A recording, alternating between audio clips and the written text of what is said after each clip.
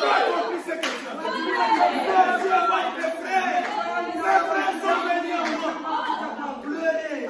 Après, il essuie les larmes. L'applaudissage. Il sort.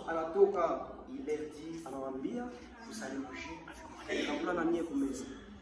Et on les a placés selon la succession d'âge. Ruben, ainsi de suite. Donc on a fait sortir Siméon. Quand il les a vus, ils les a accueillis avec joie. Ils sont restés là-bas. Il y avait quelques Égyptiens qui étaient dans la maison. Sauf que je termine. Et Joseph a dit, pour les Égyptiens, les Hébreux sont comme des impurs. Ils ne peuvent pas manger avec eux. Mettez la nourriture des Égyptiens à côté là-bas.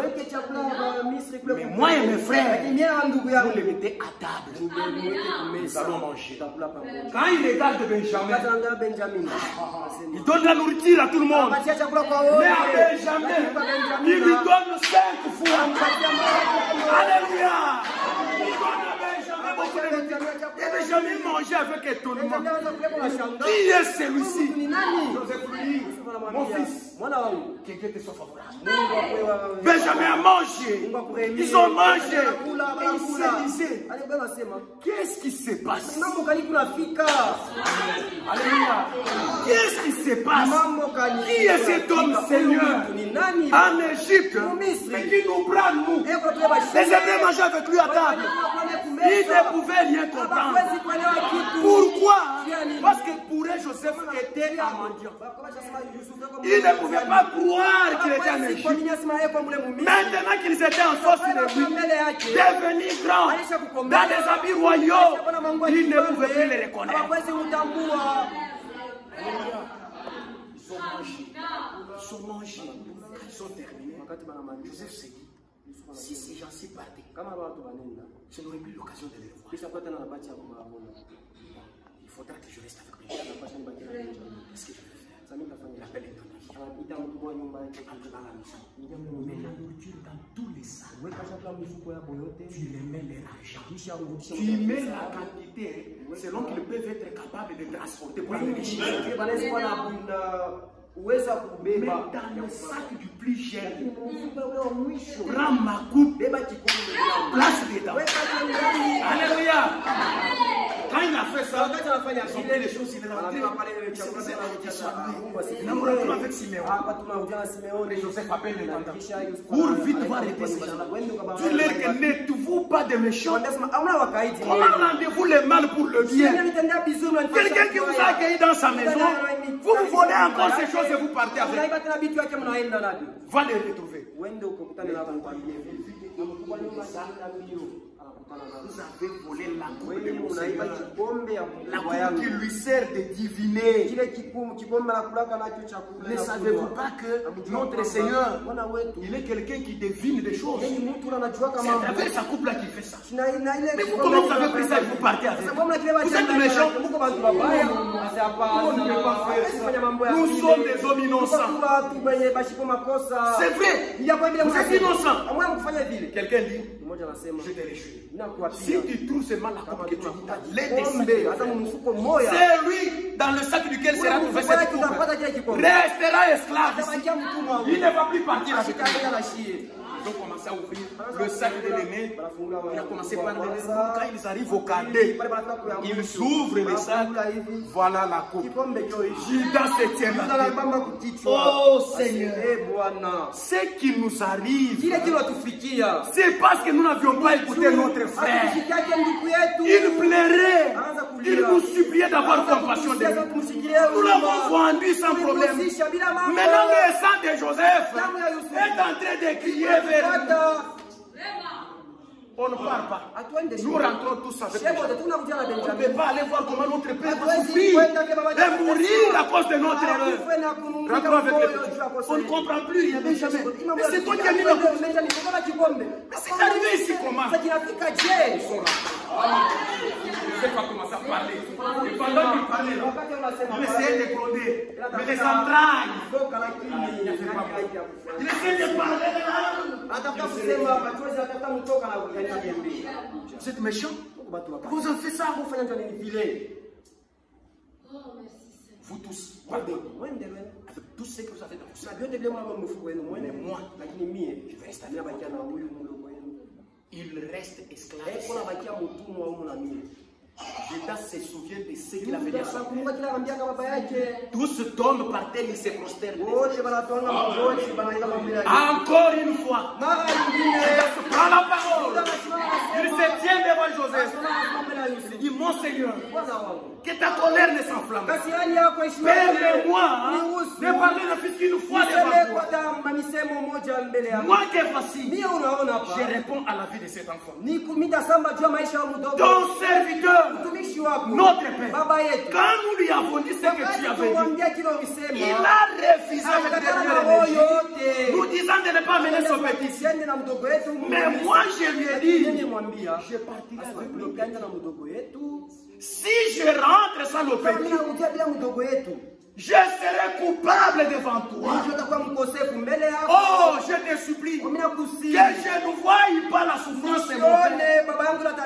Ne permets pas que les cheveux blancs de mon père puissent descendre dans la tombe avec l'amertume d'avoir perdu encore son autre fils.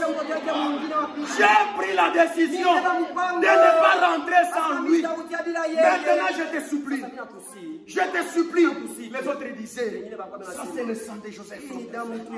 Qui fait ça? Nous avons livré le sang. Voilà maintenant ce qui nous arrive. Et Judas dit, je te supplie. Écoute ma proposition. Que tout le monde parte. Moi, Judas, je resterai esclave en Égypte à la place du petit Benjamin. Pendant qu'il parlait, Joseph regarde ses frères. Les larmes commencent à couler dans les yeux. Je le crie à haute voix. Allez, tout le monde sortez de la maison. Tous sortez. Joseph s'est approché. Il a embrassé Benjamin. Mon frère, mon frère, mon frère. Ils ont commencé à pleurer. Ils ont pleuré. Je suis votre frère. Regardez-moi. Reconnaissez, c'est moi. Et tout le monde était bouche bée. Personne ne pouvait parler. Il s'est étonné. Ah, c'est toi. Ne vous inquiétez pas.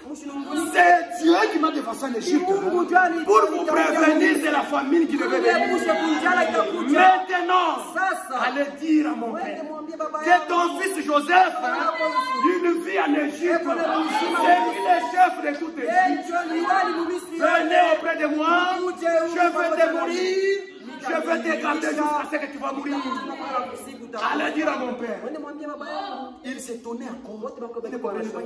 C'est moi, Joseph, que vous aviez vendu. Ne vous inquiétez pas.